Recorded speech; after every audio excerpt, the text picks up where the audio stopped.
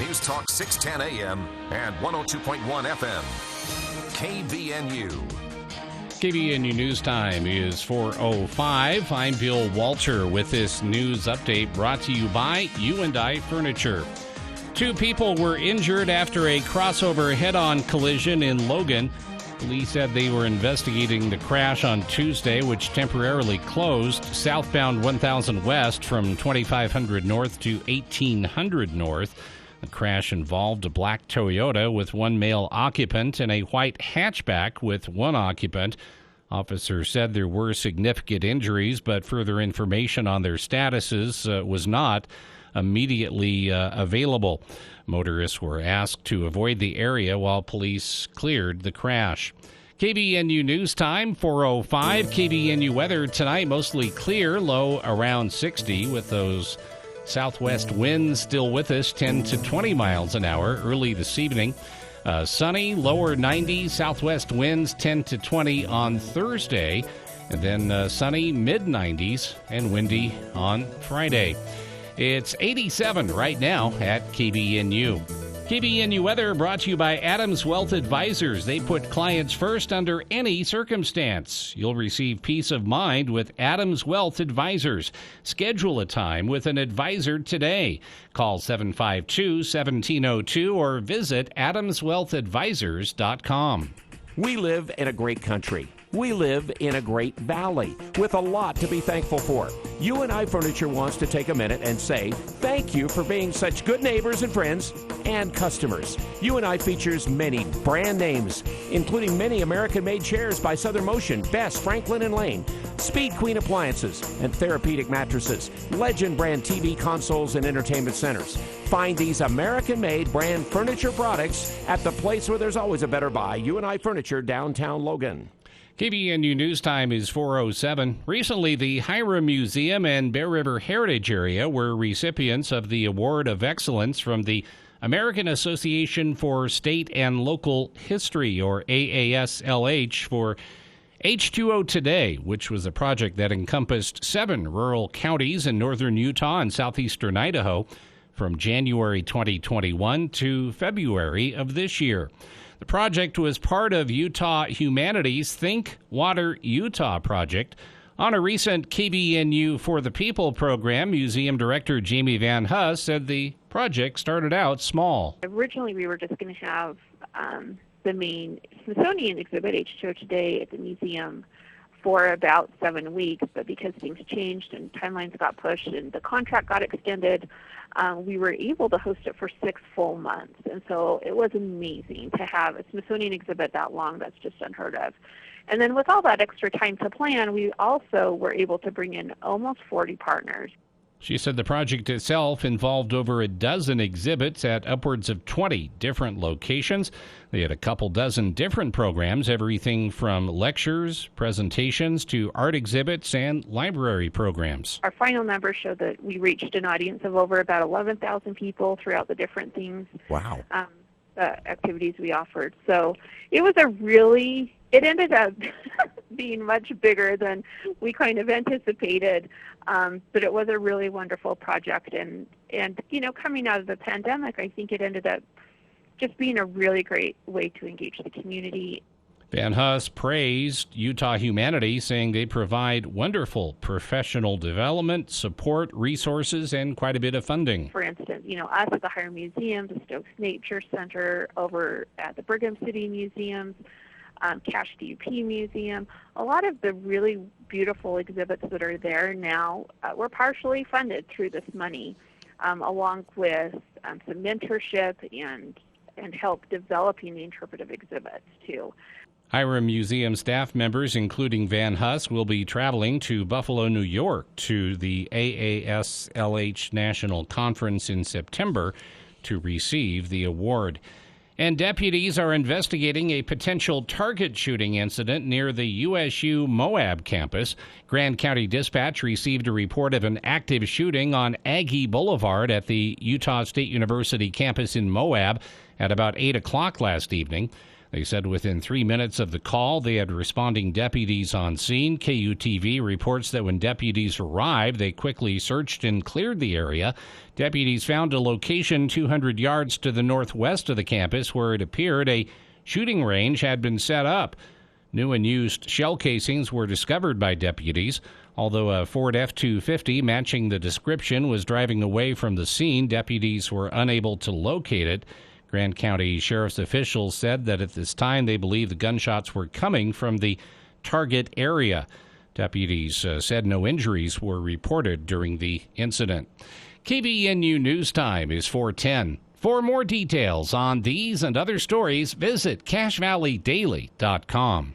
News Talk KVNU, 610 AM and 102.1 FM. Coming up on the Thursday edition of the Clay Travis and Buck Sexton Show, the latest from the Biden administration trying to convince the American people we're not in a recession or going into a recession. Does anyone believe what Joe said in Ohio about all this? We'll get into all that with you, and then also two great guests, Governor of Oklahoma Stitt, and also our friend Brian Dean Wright of the PDB podcast. 10 to 1 on News Talk KVNU, 102 FM at 610 AM. This is how we do every day. We be grinding, and if you want to come and text us, if you love them enough to turn off your music and pretend like their music is your music. This is Mommy's jam. Then surely you'll check nhtsa.gov/the right seat to make sure they're in the right car seat. Let's play it again. Check today at nhtsa.gov/the right seat. Brought to you by the National Highway Traffic Safety Administration and the Ad Council. At Movember, we're best known for the mustache. Well, here's the thing. Men's health deserves support year-round, which is why we're more than a month, more than mustaches. All year round, we're doing more. We're delivering more research, more treatments, doing more to help men live happier, healthier, longer lives. But we need your support, because the more we can do, the more fathers, brothers, partners, sons we can protect. Movember, more than a month. Give monthly at Movember.com. United States Deputy Sheriff's Association is a national nonprofit and America's largest non-governmental provider of services to law enforcement. USDSA assists city, county, state, and federal law enforcement agencies through our many varied programs, including free safety equipment donations, free officer survival training, cash donations, and condolence letters to the family of law enforcement officers who perished in the line of duty.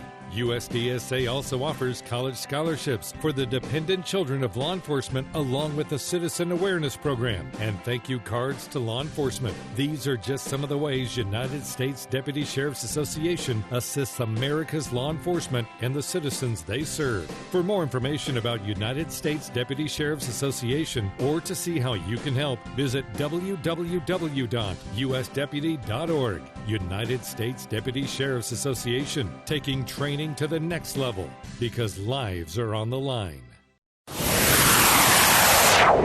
For the people. We are waiting with bated breath for news from the Cache Republican Party meeting an executive committee tonight. With Jason Williams. And I'm really excited about this next segment. We have two guests here in studio. We're going to talk about something that we've talked about many times here on the show, but from a bit of a different angle. Weekday afternoons from 4 till 6 on News Talk KVNU, 610 AM and 102 FM.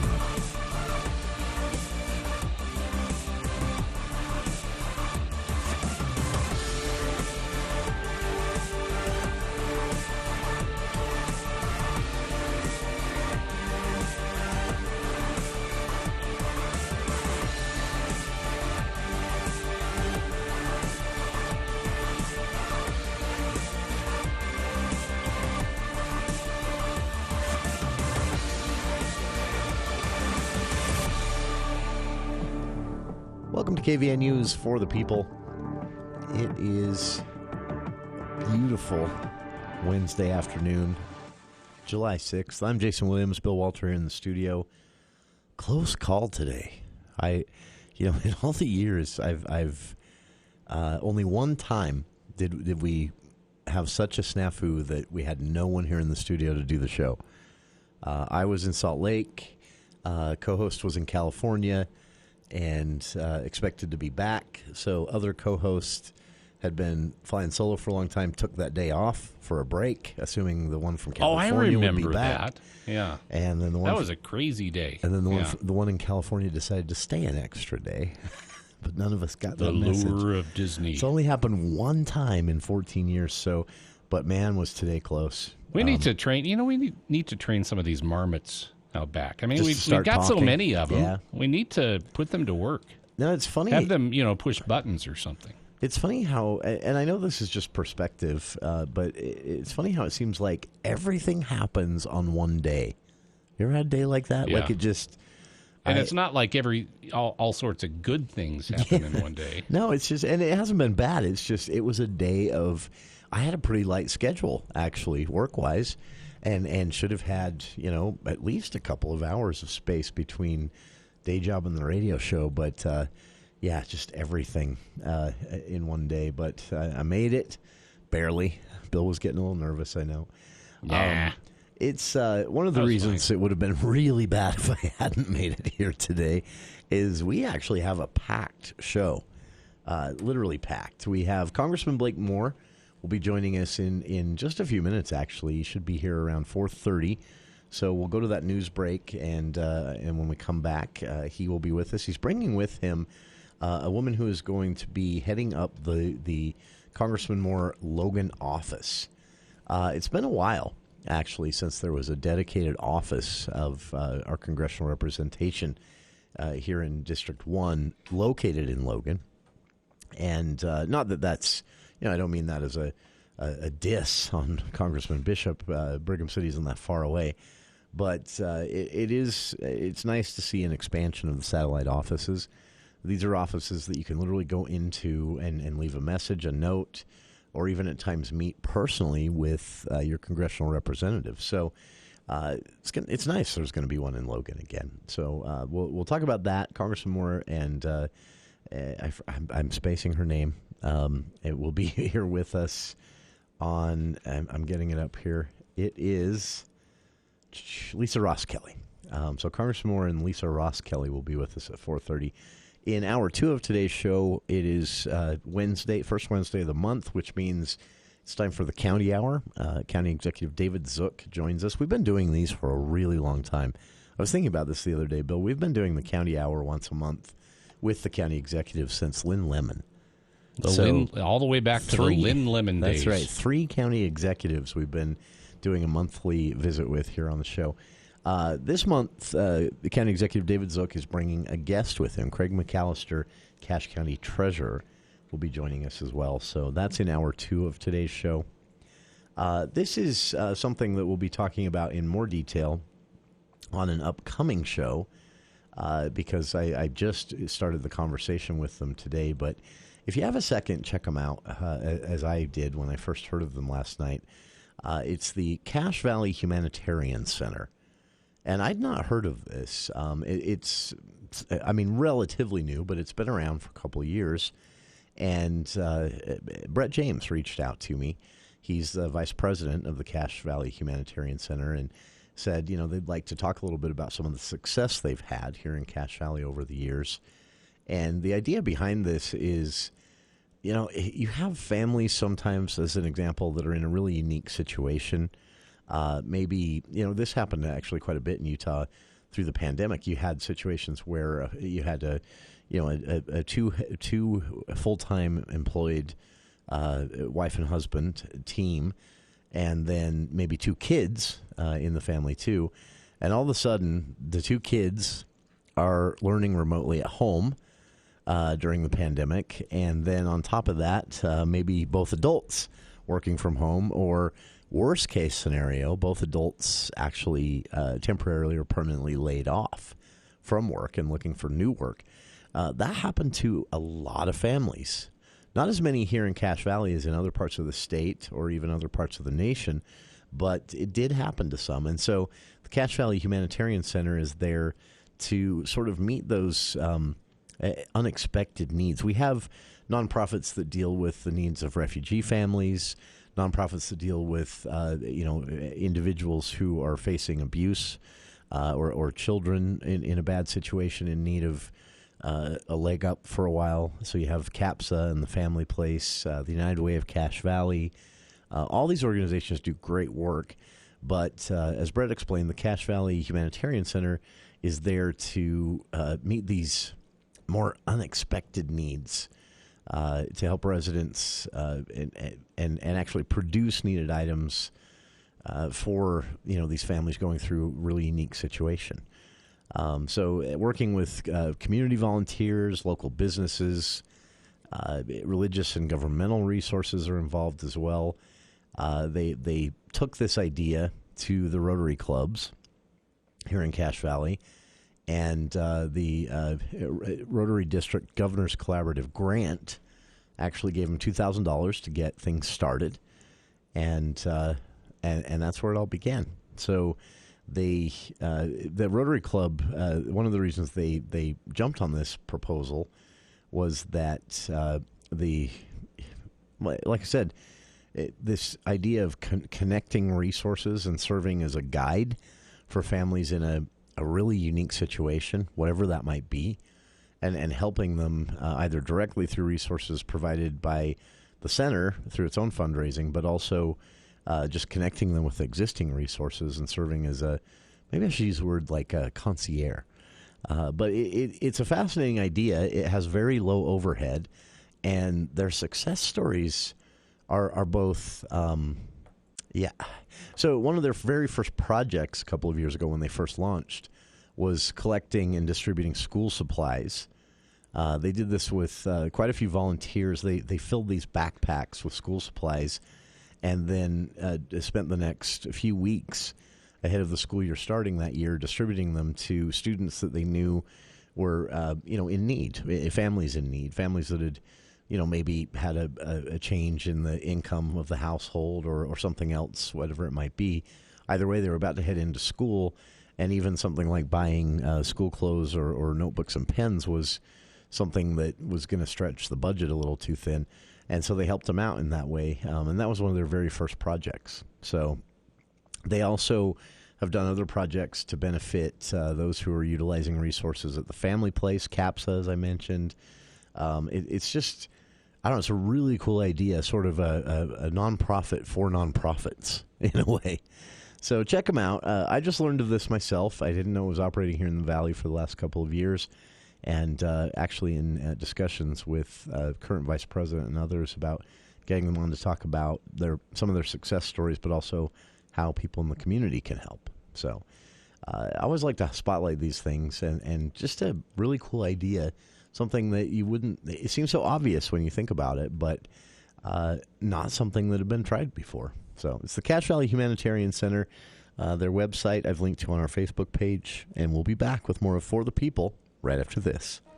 Hi, this is Drew Allen with Allen Mortuaries. Over the years, thousands of families have planned ahead with Allen Mortuaries. Planning ahead helps you make informed and thoughtful decisions. It also spares your family the stress of making these decisions under the pressure of time and strong emotions. Allen Mortuaries' secure pre-need trust plan can save you nearly 40% versus other plans. Keep it simple, safe, and secure. Go with the proven choice, Allen Mortuaries. Voted best funeral home in Cache Valley in northern Utah. Allen Mortuaries. Then, now, always. Papa, why can't we telegraph while riding a horse? Son, there ain't no one to blame but Jeffro. He was riding old Betsy the Stallion, tip-tapping away at his telegraph, when blam! Ran right into the side of the saloon. Well, if Jeffro can't do it, neither should you. Don't text and drive. Visit StopTextStopWrecks.org. A message brought to you by the National Highway Traffic Safety Administration, Project Yellow Light, and the Ad Council. Reach the Sheriff's Department Civil Processing Division. Please hold where call is transferred to Sergeant David Chapman. Deputy record. This is Sheriff Chad Jensen. Fraudulent phone calls similar to this one have been received by many citizens in Cache County. The most common scams are asking for payment over the phone because of a lawsuit, civil bench warrant, or to post bail for a family member who has supposedly been arrested. They ask for payment in form of prepaid cards, gift cards, or money transfers, and if you do not pay, they threaten to arrest you. The Sheriff's Office does not take payment or ask for personal information over the phone. These types of scams often use internet phone numbers which are nearly impossible to track. If you receive a phone call of this nature, do not give out any personal information and hang up. Be cautious about the information you give out over the phone to make sure you are not the next victim of a scam.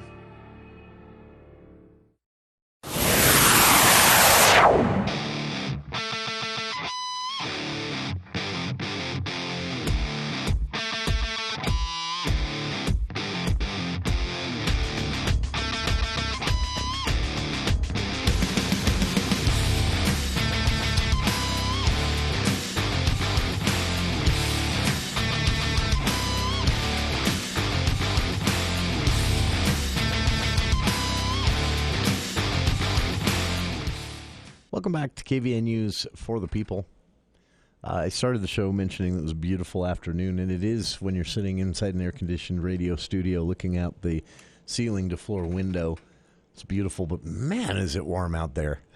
We haven't hit 90 yet, though. Now, I don't know why Sunday, to me, felt like the warmest day that I've experienced. But I think, or Monday, sorry. But that was because I was outdoors a lot on Monday with family events and things like that. So it just felt like the hottest day. But, yeah, summer has officially arrived. I just wonder, what is it with these winds every single day? Yeah.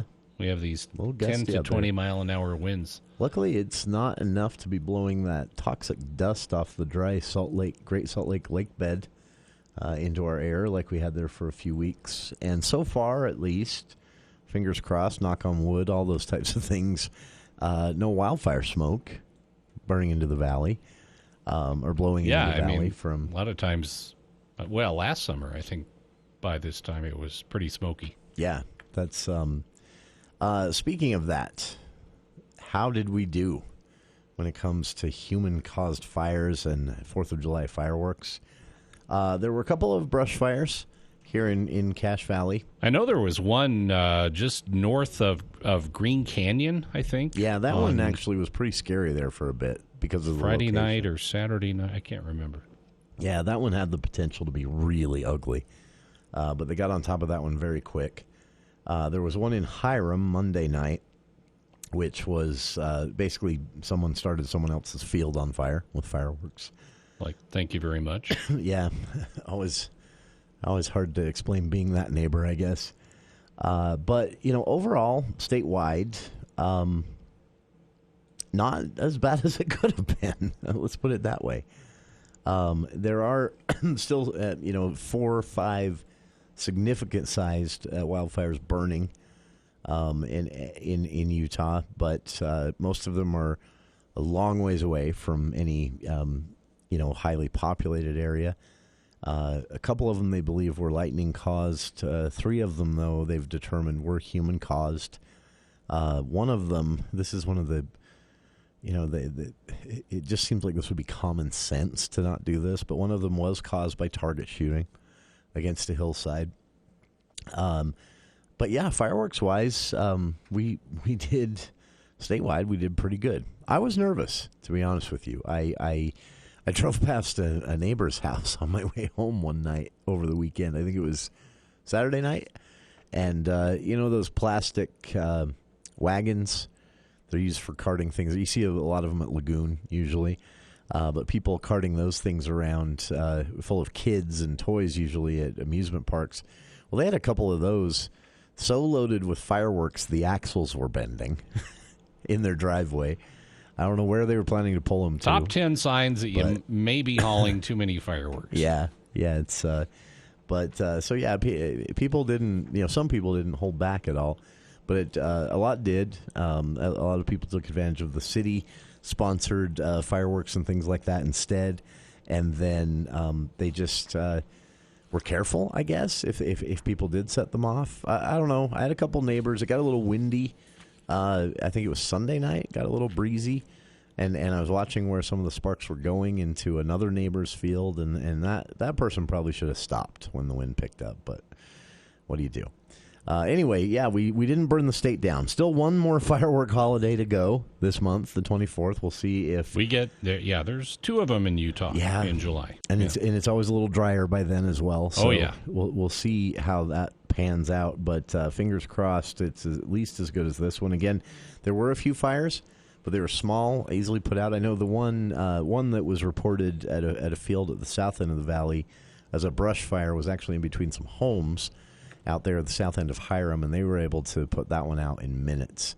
They were on scene within a few minutes and had that one squashed out before it headed up the hillside into the around the dam. So good news there. But, we keep the firefighters pretty busy this time of year in general, and they're going to need all their resources because the wildfire season is still raging and is only going to get more potential for a raging wildfire.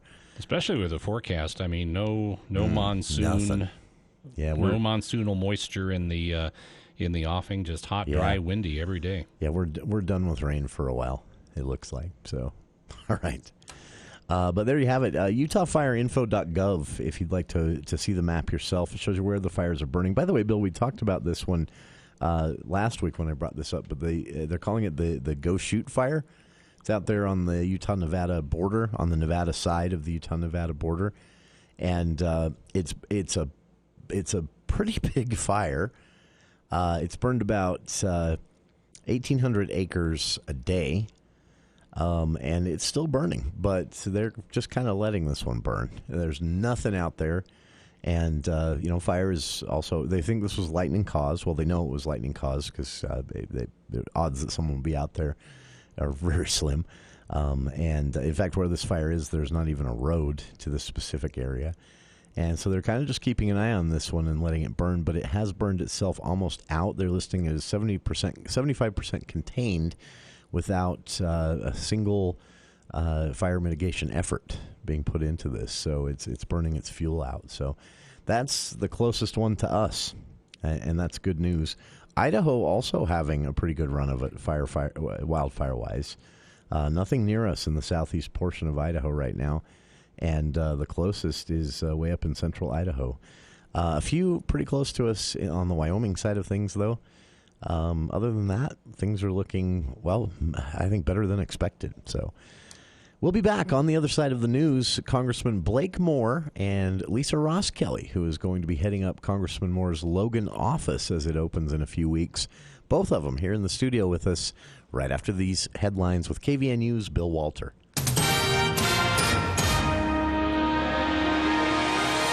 Thank you, Jason. KVNU News Time is 4:32, and the news is brought to you by Whole Tree Care. When the Teton Earthen Dam ruptured in 1976 and flooded the city of Rexburg, Idaho, a group of summer residents, the Sunbirds, were suddenly without a home. Soon afterwards, Utah State University opened its doors, and more than 40 years later, members of this retired 55-plus generation, now known as the USU Summer Citizens, spend late May to early August enjoying cultural and educational experiences in Cache Valley and northern Utah. Amy Rasmussen, Associate Director of Event Services at USU, said there are many opportunities to stay active in Logan every summer. She said that they have over 75 scheduled classes for them that they can register for. They've got tours to different locations around the state, to Salt Lake, to different places around Cache Valley. And they have their own groups that they meet in communities in the apartment buildings that they are staying in, and they are very active in the local community. Rasmussen said that nearly 700 seasonal citizens are living in Logan this summer. Our attendance is up from last year, so we're excited to continually see the attendance grow. We appreciate them being in Cache Valley and what they do for the economy and for the just the participation in the arts that they have. Rasmussen said in support of the summer citizens over the years, Utah State University formed a partnership with Logan City and the Cache Chamber of Commerce to promote the area as a destination for seniors seeking a friendly environment and cultural and educational experiences. An 8-year-old girl participating in the Kaysville Independence Day Parade was hit by a vehicle, bringing the parade to an end. Authorities say Macy Hill of Layton was taken to a hospital in critical condition after the accident occurred at 175 South Main in Kaysville. Friends and extended family later reported the girl had died from her injuries at the hospital, according to a GoFundMe page set up to help the family with funeral expenses and coping costs. Main Street in Kaysville remained closed for several hours while police investigated what happened. They said it was initially unclear whether Macy fell off the float and was hit or if she was walking alongside it when she was hit. And crews were fighting a new wildfire that started to burn in Utah County on Tuesday. The newly named Soldier Fire is located off Highway 68 near Soldier Pass. According to Utah Fire Info, the fire had burned about 25 acres as of Tuesday evening, but crews worry it was spreading quickly eastward due to winds. Air and ground resources were on scene. Officials said no road closures were in effect for the fire. KUTV reports that the cause of the fire was still under investigation. Just before 8 p.m. last evening, crews announced forward progress of the fire had stopped and was estimated around 35 acres. KVNU News Time is 4:35. My guy is so amazing. He sits on the couch and plays video games. And sometimes he smashes 4 slices of bread into a big ball and stuffs it into his mouth. Other guys mow their lawn or power wash the patio. Not Dan. He likes to cuddle in front of the TV and watch pro wrestling. Men, rest assured you'll never meet a woman like this. But kudos to you. You called Hull Tree Care to help shape your shrubs and trim your overgrown trees. Call 760-6587 and ask for the radio discount. 760-6587. KBNU weather for tonight, mostly clear, low around 60, southwest winds 10 to 20 miles an hour early this evening. Sunny, lower 90s tomorrow and windy, and south winds still with us Thursday night into Friday. Friday's high, mid-90s for the high. It's been to 88. It's 87 right now at KBNU. KBNU weather brought to you by Logan Dental Associates. Make your appointment at Logan Dental Associates with Dr. Brandon Preby, Curtis Taylor, Dr. Paul Harris, or Anthony Larson. A full-service dental office to take care of the entire family. For more details on these and other stories, visit CashValleyDaily.com. This is Cheryl, bringing you the daily financial market report on behalf of Jeff Olson and Edward Jones. Stocks keep the rally alive. Major indexes closed higher as markets keep yesterday's rally going. The market gains accelerated in the afternoon after the Federal Reserve reiterated its strong commitment to combating high inflation, even if it causes economic growth to slow. The yield curve inverted yesterday as worries around an overly aggressive Fed persist, but the 10-year yield rose this afternoon to near 3%, with most other major developed nations' government bond yields also rising, after the Fed hinted at another big rate hike in July. Oil fell below $100 a barrel yesterday, and the sell-off seems to be continuing today, with oil hovering around $98 a barrel after briefly falling to around $95 per barrel earlier in the day. Oil has been volatile this year as markets try to keep up with quickly changing supply-demand dynamics. U.S. equities closed higher today. The Dow closed up 70 points at 31,038. The NASDAQ closed up 40 points at 11,362. The S&P 500 closed up 14 points at 3,845. In stocks of local interest, Nucor is up 1.31 to 105.91. Thermo Fisher is up 10.97 to 556.04. Apple is up 1.36 to 142.92. Autoliv is down 0.30 to 71.07. Northrop Grumman is up 17.51 to 481.87. Amazon is up 0.83 to 114.33. This has been today's financial market report, brought to you on behalf of Edward Jones, member SIPC, and Jeff Olson, serving individual investors with personalized attention and financial advice at 580 North Main in Logan. If you would like additional information, please contact our branch office at 435-787-8170. Daily commentary is also located on our website at edwardjones.com. campingworks.com. Oh, we live in a great area. Are you just back from a camping trip? Don't take your sleeping bags to the dry cleaner. Come to Mount Logan Laundry. For just a few quarters, our 55 or 80-pound washers and 80-pound dryers will have those bags clean for your next trip. Mount Logan Laundry has free Wi-Fi and drop-off service. Plus, they're open until midnight. Mount Logan Laundry really is the cleanest spot in town. Find them at 5th East and 9th North in Logan or in Brigham City on the corner of 1st East and 7th South. Mount Logan Laundry.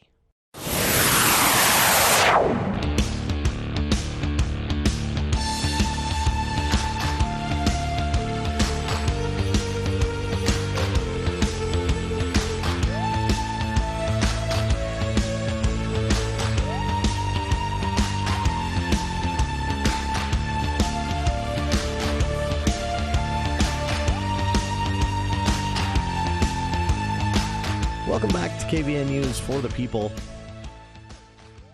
I am happy to say that we have two very special guests joining us here in the studio. First up, Congressman Blake Moore here in the studio with us, and he brought a friend. Her name is Lisa Roskelley, and she's going to be doing something here in Cache Valley that you're going to want to hear about, and you're going to want to make note of, and even take advantage of once everything's up and running.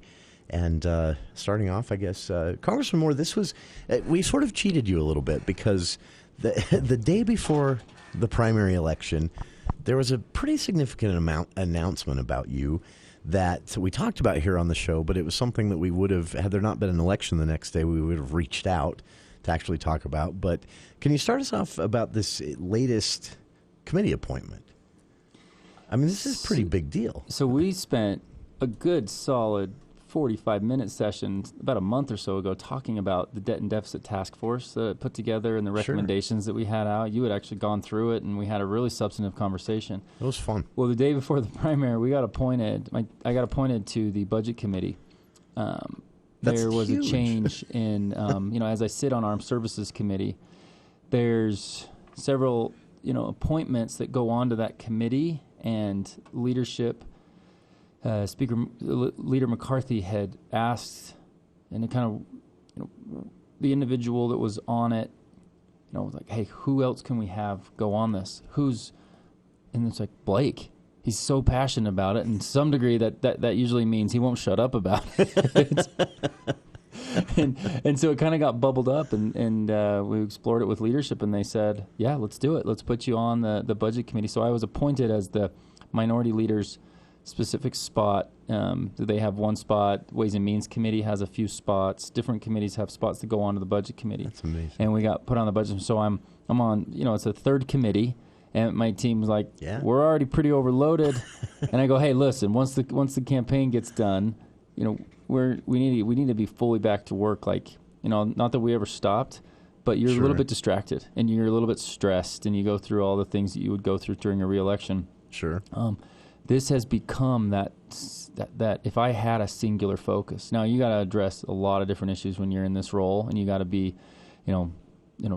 there's a breadth of things that come at you. You serve on, natural resources and armed services as well. That's obviously a priority. Sure. But if I had a singular focus, looking out to the next 10 years, it would be this, and it would be getting to the point where we can get our budget reined back in to the point of reducing our debt to GDP ratio, figuring out how we can reform our mandatory spending so we can actually address the issues instead of just putting it on autopilot. Sure. And then, of course, the appropriations and the omnibus packages that come out, those aren't the problem. Those aren't the reason we're in so much debt. Those are easily, because it's the only thing you vote on. That's what people always want to identify. Oh, we voted for this appropriations bill. He voted for this.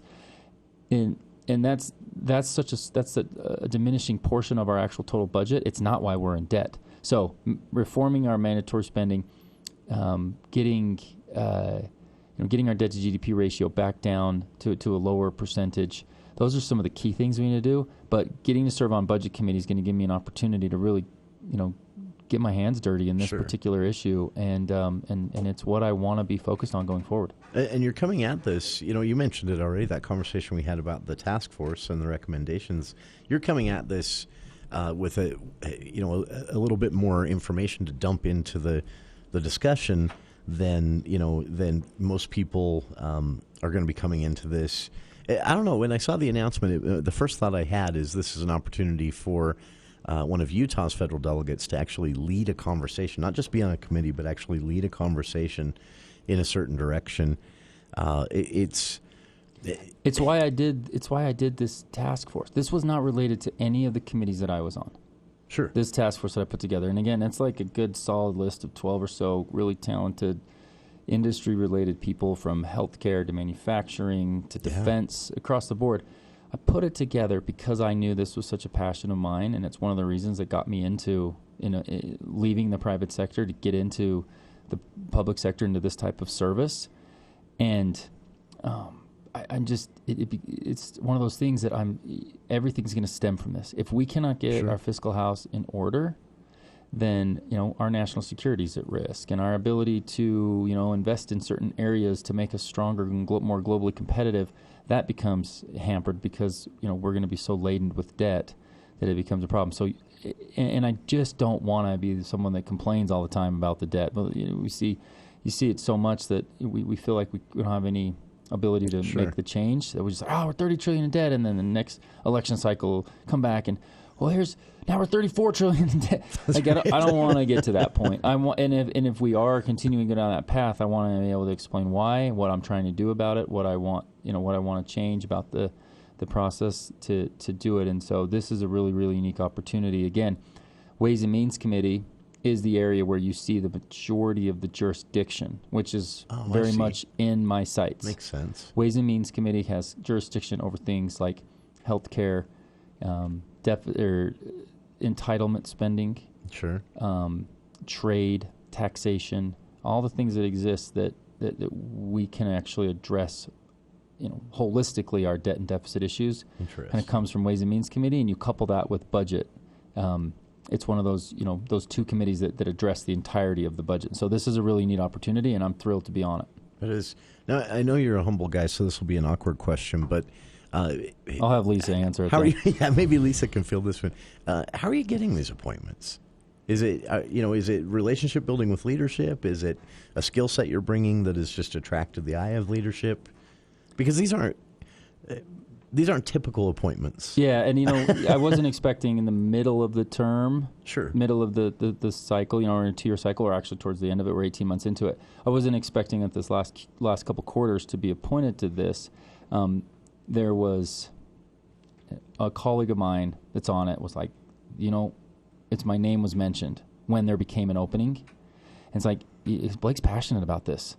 And I walk into McCarthy and I say, hey, look, here's my debt and deficit task force. I did this before I even had an inkling to even be on Ways and Means or to be on Budget Committee. I'm doing this because I care deeply about this issue, and I just want to be able to influence it somehow. And so they're seeing that. So the modest answer is I'm busy trying to do the work. I don't like the politics side of this job.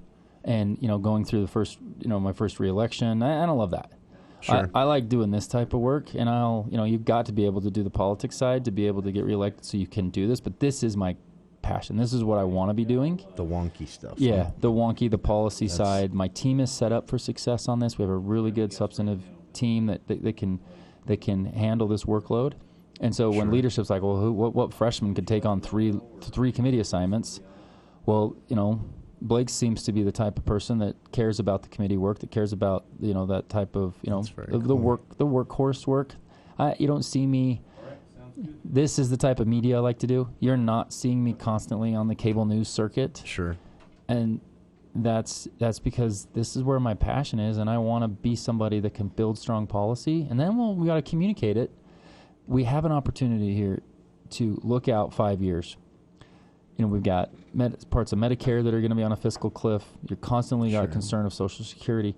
We have an opportunity here that if Republicans win back the House and the Senate majority, which right now looks likely, right? It's likely. You get more balance in government. Last time we actually balanced our budget, there was a Democrat in the White House and a Republican-led legislature. Now, I'm not promising a balanced budget next year. That's just, with 22 years, 22 years of constant deficit spending, we're in a much more difficult spot now.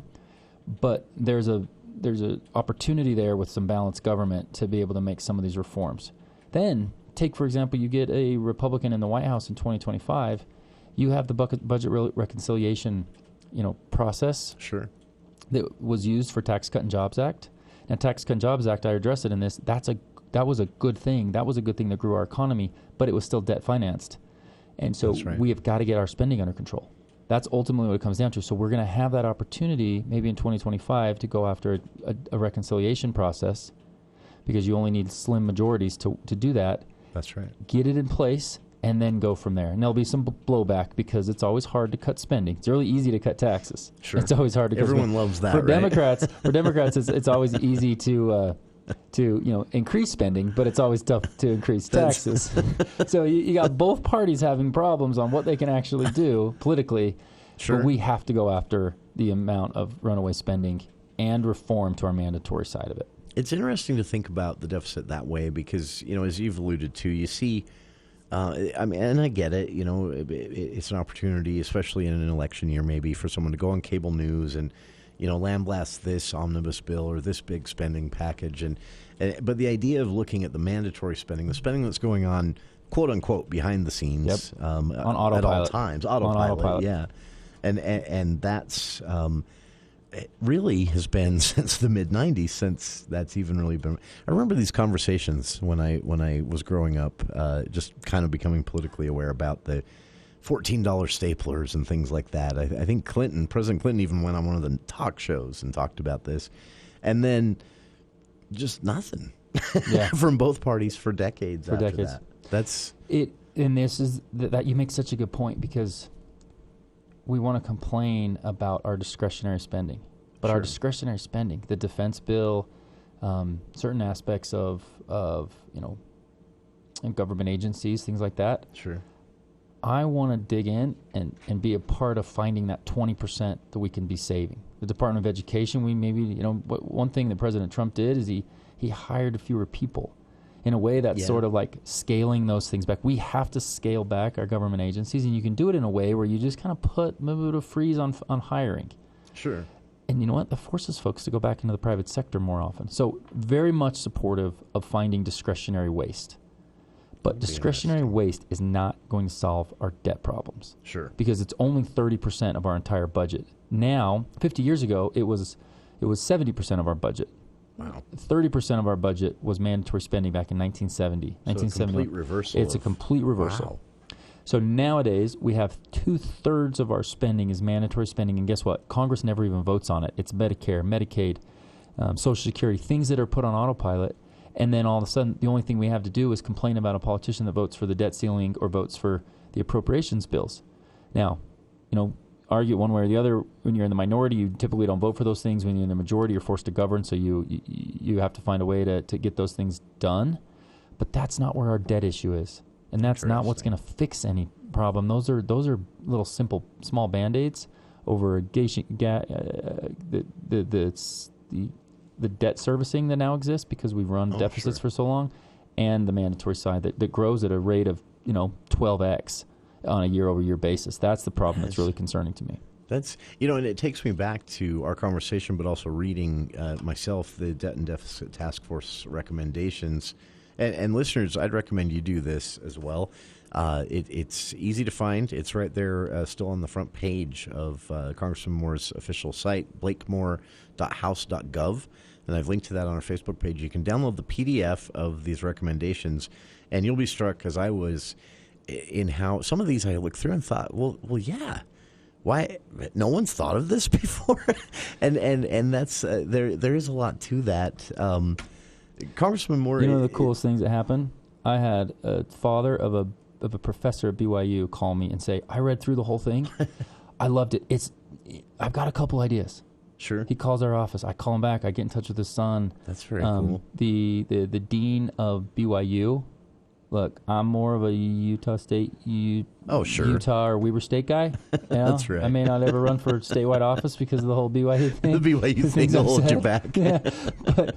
But like the dean of BYU MBA right now, and she's a really talented retirement specialist. She knows how to build retirement programs. Like, I'm going to engage with that. I'm going to go work with more people in this community to come up with Utah-based solutions to our debt issues. And so being on the committee, that's what makes it so so helpful to have that voice back there. It's fascinating. And this task force, for listeners out there, was made up of doctors, representatives of the medical community, members of NASA's advisory council, local development companies, president of the Boyer Company, for example, Natalie Gochner, who's a kind of a famous name in Utah when it comes to economics and advising governors for years now. And that's just a handful of the people involved. Please download it. It's fascinating to look at, and it is a really eye-opening read, regardless of your partisan preference. Congressman Blake Moore, our guest here in the studio again, and the time flies fast, so before we run out of time, I wanted to get to, you brought a friend with you today, and she has, as I understand it, recently joined your team to take on no small task. District outreach. Yeah, that's 800,000 people. My closest friends, all of them. We've done amazing. We try to communicate a lot. In some degree, we made a few too many phone calls and text messages to people just to give them know what we're doing, what we're out there doing. But Lisa's going to be heavily involved in communicating with constituents, with awesome companies in the first district. That just. How we can be involved in working with them. It's one of the things, Lisa, and for listeners out there, you'll hear her name more. Lisa Roskelley, again, joining the Blake Moore team as district outreach, heading up that effort. And Lisa, I mentioned this to you and the Congressman both before we started, but one of the things, I can't say this during an election, we have to remain neutral, but one of the things that has been very noticeable to me in my role in politics, whatever that is, the accessibility of Congressman Moore, of the office, all of that. But that's not easy, right? Yeah, it's really not that easy to make sure that everyone knows what the congressman is doing and that he wants to hear. But I think that goes back to all of your conversation thus far. Is his only goal is to make sure that what's keeping his constituents up at night are those fears and concerns and opportunities are being addressed back in D.C. Sure. In the many ways that they can be. So I think this opportunity to be the outreach director, to go out and make sure that we're communicating with not only elected officials but community organizations and businesses. We just ended a business tour of there are incredible businesses that are right here in Logan and Cache Valley doing incredible things around the globe, and we need to make sure that those businesses have our support and that we know the challenges that they're facing so that the congressman can do what he can back east to take care of those things. And it's a unique, Congressman Moore and I have talked about this before, it's a unique district. It's, no disservice intended to the other representatives of our federal delegation, but there are other districts in the state that are a bit more homogenous. This district, not at all. No. It's one of the most diverse economies in the country. It actually represents the entire, you could talk energy, manufacturing, defense, ag, tourism with the ski and the ski resorts and everything. You want to touch every single industry. It's here, and that's why you see a low unemployment. That's why you see, we're going to go through some more economic downturn. They're going to up the interest rates another 75 bips here soon, another 75 basis points. America's going to, the nation's, we got to tackle this inflation, and so they're going to, the Fed is going to increase our interest rates. This district, it's got a strong production-based economy, a lot of manufacturing, core work that will remain strong. It's not like we're not going to go through some tough times too. Sure. But, and again, stuff that I voted against that I'm really frustrated that we did so much spending is like my first couple months in office. Yeah. And as we go through that economic downturn, you look, Utah in general, but particularly the first district, will be able to weather some of that because we have such a diverse economy. It's fascinating. And listeners, it doesn't need to be explained that it also needs to be maintained, which is part of what federal representation is all about. Fascinating conversation. Really, we could spend another full hour on the Debt and Deficit Task Force in and of itself. But I'm just going to recommend again to listeners that they download it. It's so simple at points that you will catch yourself thinking, no one's thought of this before? And then there are other parts of it that will really almost just change the way you think about what the spending is, where the real problems are. It's not what you're seeing in the media mostly, being harped on by representatives from around the country. It's fascinating. You can download the whole Debt and Deficit Task Force recommendation set at blakemore.house.gov. Our guest again in the studio has been Congressman Blake Moore, and joining him, new to the team, District Outreach Coordinator Lisa Roskelley. Congressman, Lisa, appreciate both of you taking the time today, and enjoy the rest of your day in Cache Valley. We're off to the Western Ag Credit. Oh, wow. That's fun. It's a fun little barbecue. I'm a little jealous. That's a fun one. Yeah, great people.